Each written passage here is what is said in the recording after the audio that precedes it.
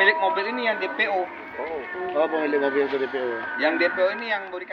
Syederalun Satreskrim Polres Aceh Besar mengamankan tersangka tindak pidana pencurian 1 mesin hidrolik, 2 unit laptop merek Lenovo, dan 1 unit sepeda motor hasil tangkapan kasus pencurian kendaraan bermotor pada Senin 22 Januari 2024.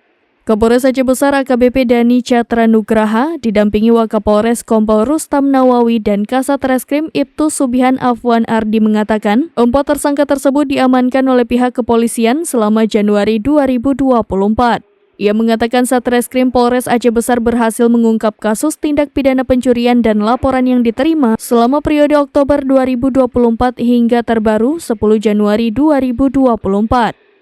Ia mengatakan untuk kejadian pertama adalah pencurian pintu di Kecamatan Indrapuri pada 15 Oktober 2023 lalu dengan korban atas nama Yusriana di Indrapuri.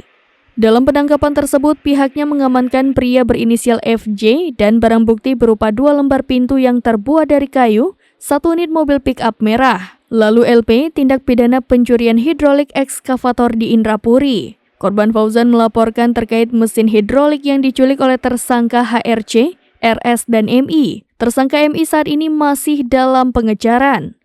BB yang diamankan 1 unit mesin hidrolik dan 1 unit mobil pick-up berwarna merah. Saat ini pihaknya juga masih mendalami keterkaitan tersangka akan didalami kembali.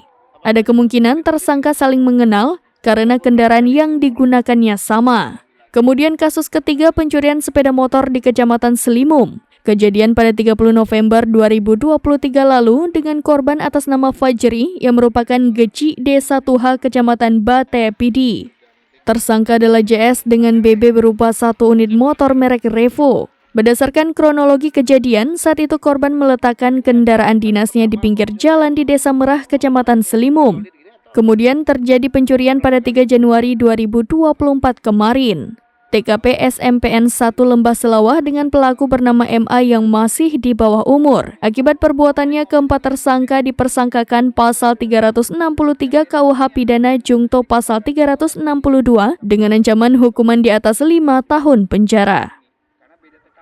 Dari Aceh Besar, Indra Wijaya, SerambiNews.com. Tribun X sekarang menghadirkan lokal menjadi Indonesia.